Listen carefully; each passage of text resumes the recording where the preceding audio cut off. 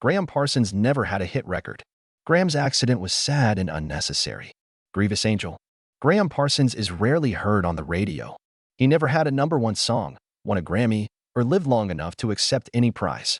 Gram Parsons is irreplaceable to anyone who've heard Return of the Grievous Angel, felt their heart constrict while Hickory One played, or stood in the Joshua Tree Desert thinking of a man who became ashes there.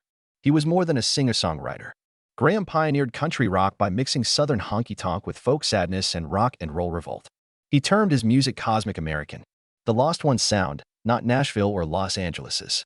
But behind those dreamy eyes and shaky voice was a lad raised in pain who saw his father commit suicide, whose mother drank herself to death, who spent endless hours in self-destructive parties, and who died of an overdose at 26. Gram's voyage was hardly a love song. Southern breeze to Rolling Stones, country angel to stolen corpse burned in the desert. It was an unfinished ballad of grief. What made a non-famous man a legend after death? Why do people who never met Gram Parsons remember his songs so well? Could pain be the source of eternal beauty? From sun-drenched southern homes to ruined nights in Joshua Tree, guitar echoes on old wooden floors to a rock history corpse snatching, this story will take you there. Though ugly, this story will stay with you. Childhood. Gram Parsons was born Ingram Cecil Connor III in Winter Haven on November 5, 1946, into an affluent family that never lacked anything. His father was a World War II pilot and his mother was a citrus heiress from Florida. Orange groves to the horizon, sun-soaked White Houses, and nonstop cocktail parties. Gram's biggest problem was absence, not love. Lack of warmth, stability, and eventually his parents. His grandfather wanted Gram to inherit and build the family empire, but he simply wanted an old guitar and melancholy radio songs. He imitated Elvis Presley's moaning voice at 9. Before he could mature, tragedy struck. After years of depression and drunkenness, Gram's father, Ingram Connor Jr., shot himself in the toilet on Christmas Eve 1958. Gram, 12, will always remember his bleeding father. His mother Avis was broken, but she remarried Bob Parsons, a wealthy man, months later. Gram then became Gram Parsons. However, he lost his mother again. Bob was cold and domineering, exhibited no interest in his sensitive stepson. Gram's mother became more alcoholic.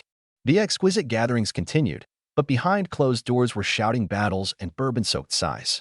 Gram, surrounded by wealth and luxury, became a reclusive child who clung to his guitar and old country recordings. His famed Jacksonville boarding school was the Bolles School, where boys were raised to be attorneys, businessmen, or politicians. Gram only liked Ray Charles, Elvis, and the Louvin Brothers. He created tunes while his classmates played sports. He sang alone on the rooftop when teachers predicted the future. Gram was 19 when his youth ended. His mother died of cirrhosis hours after his high school graduation.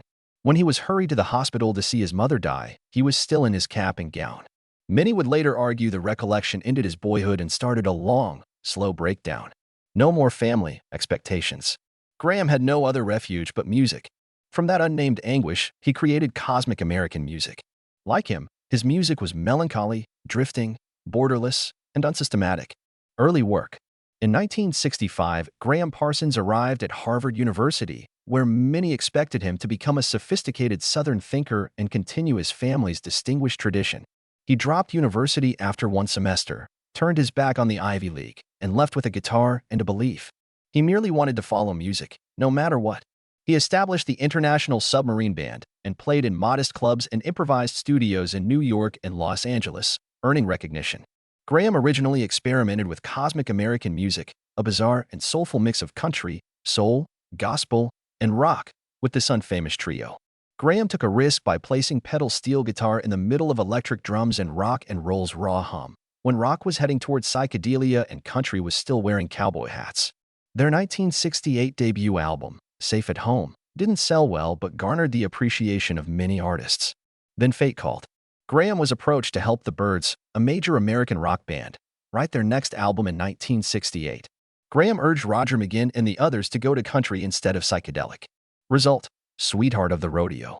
A bold, contentious shift that helped birth modern country rock. Soon once the spotlight shone, strife broke out. Gram abruptly quit the Byrd during their worldwide tour in South Africa, citing disagreement to apartheid. But Business Insiders and even his bandmates assumed he was staying back to party with Keith Richards in London. This revealed Gram Parsons' darker side, a sensitive genius who was impulsive, passionate to art, and unruly. It was his first step into the Rolling Stones world, which would explode his inventiveness and eventually fade away. Graham wasn't lost after leaving the Byrds. Instead, he seemed free from a band and the market. Creating the Flying Burrito Brothers, he prepared for his most important career chapter. However, Graham's daring, impulsive, and ahead of his time approach to this early period showed that he wouldn't last in any system. He didn't follow music for fame.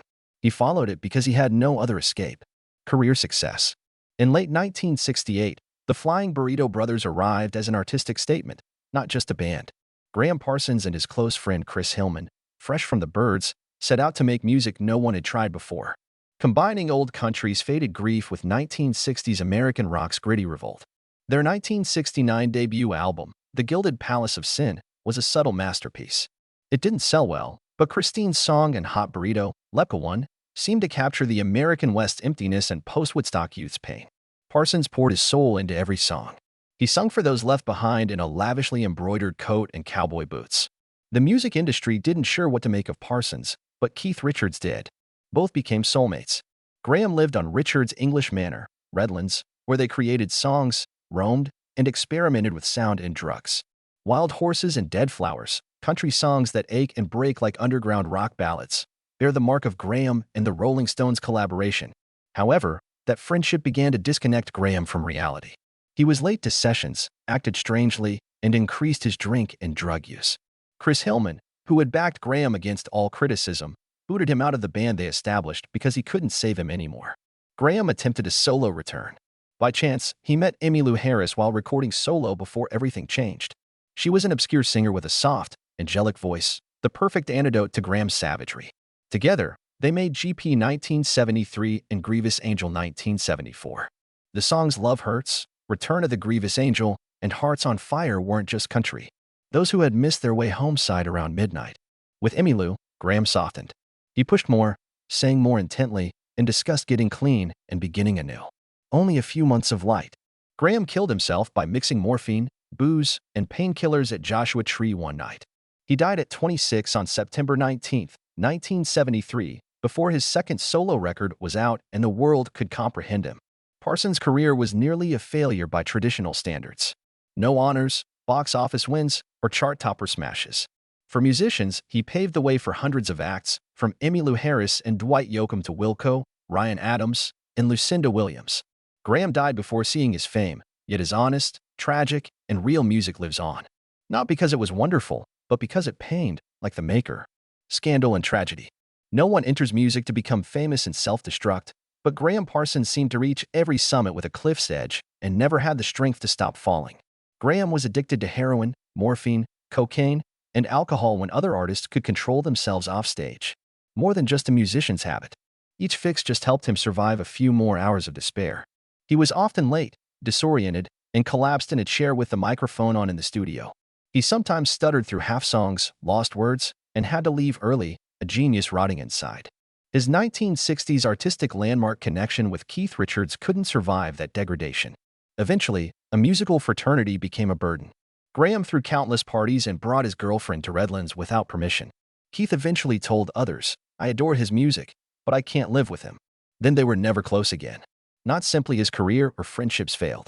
His marriage was another hurt. Passion turned to mayhem in his relationship with Gretchen Burrell. They lived in a boo fest and fought constantly. There was no empathy or anchor. Divorce was inevitable, but it left terrible fights over money, royalties, and Graham's remains after his death. Graham was found unconscious in a Joshua Tree on September 19, 1973, after taking morphine, alcohol, and painkillers. When hotel workers found him, he was warm but dead. He died at 26, just as he was getting his footing in a solo career, before his music was properly acknowledged. Should have finished there. Graham's death started one of rock's strangest and haunting chapters. His close buddy and former road manager, Phil Kaufman, remembered a drunken vow. If one died first, the other would cremate the body in Joshua Tree Desert to free the soul. Kaufman acted with a friend when he heard Gretchen's family would fly Graham's remains to New Orleans for a customary funeral.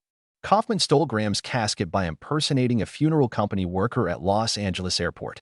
They took the body in a borrowed Cadillac out into the desert, where they had sung under the stars. They covered the body with gasoline and burned it like a strange yet tender rite. Soon after, the police arrested them, but Kaufman was only fined for illegal cremation and coffin theft because there was no corpse theft statute. The frightening, strange, and fascinating narrative rippled across America like a dark legend.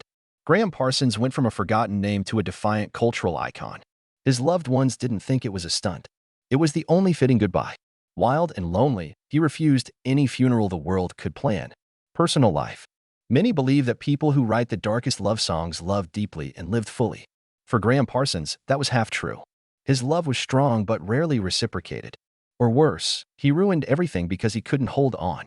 That was evident in his only marriage to Gretchen Burrell. They met in 1971 out of love, and because she was the last one to stay with Gram during his downward spiral. Unfortunately, drink, drugs, insecurity, and envy drowned that love. They lived like two hurricanes, without harmony or understanding, but stuck together in a suspicious, codependent environment.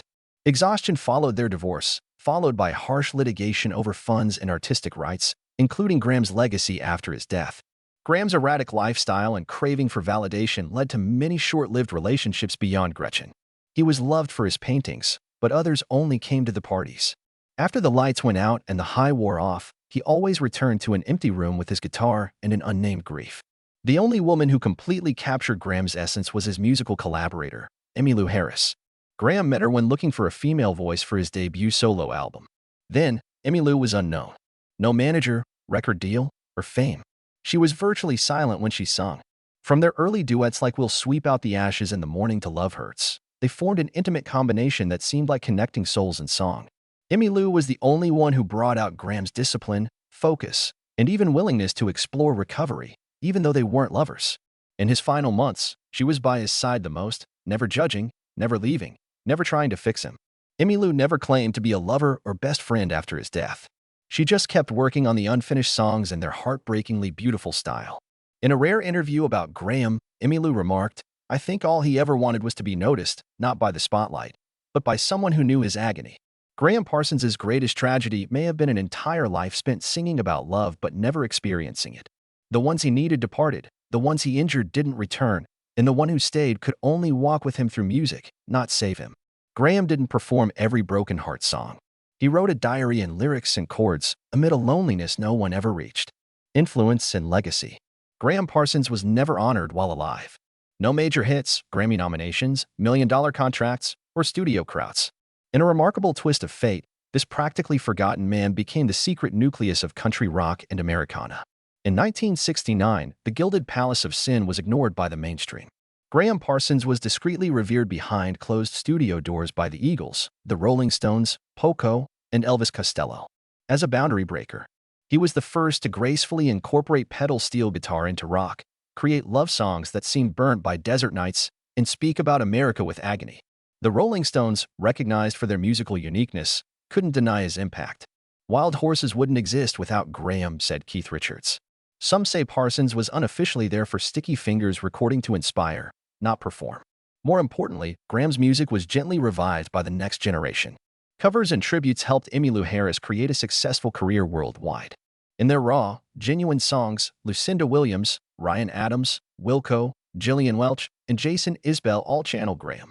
He is still felt at folk and Americana festivals like Newport and Stagecoach, even though he never received a red carpet. In the solitude of Joshua Tree, where Gram's ashes were scattered, several artists have paid homage to him. Gram's legacy is honesty, not album profits. He never wrote for fame.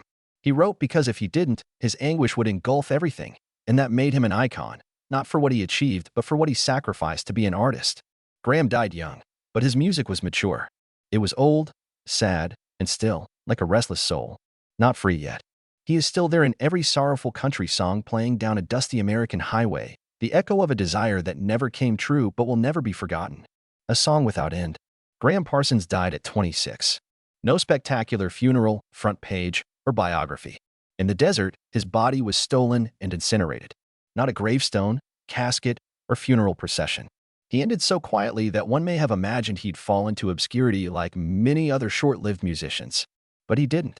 Gram's long, silent reverberation was farther than any acclaim he ever received.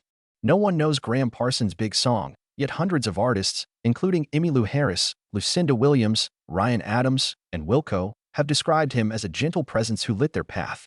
Grievous Angel or Hot Burrito #1's raw, trembling, shineless noises formed their own language for people who no longer believed in the entertainment machine. Graham sang for lost souls, not simply country or rock. Graham is no longer a footnote as music history is rewritten honestly.